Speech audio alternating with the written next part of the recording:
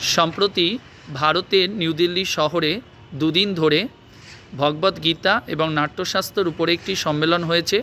এই সম্মেলনটা কারা পরিচালনা করেছে? মনে রাখবে, Indira Gandhi national centre for the arts এই সংস্থা এটা পরিচালনা করেছে। কি বিষয়ে? মনে রাখবে, ভগবদ্গীতা এবং নাট্যশাস্ত্র নিয়ে একটা আলোচনা, এবং এটা কোথায় হয়েছে? নিউ দিল্লিতে।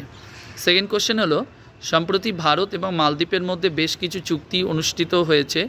তার মধ্যে খুব গুরুত্বপূর্ণ হলো যে ভারত সরকার মালদ্বীপ সরকারকে 4,850 কোটি টাকার এটা সাহায্য করবে, আর্থিক সাহায্য দেবে বলে ঘোষণা করেছে। এছাড়া ভারত এবং মালদ্বীপের মধ্যে অর্থাৎ বাইলাটেরাল যে ফ্রি ট্রেড এগ্রিমেন্টও অনুষ্ঠিত হয়েছে। এবং কাদের উপস্থিতিতে? মনে রাখবে, ভারতের প্রধানমন্ত্রী নরেন্দ্র মোদী এবং মালদ্বীপের যিনি প্রেসিডেন্ট মোহাম্মদ মুইজু, এদের উপস্থিতিতে এই চুক্তিগুলো হয়েছে।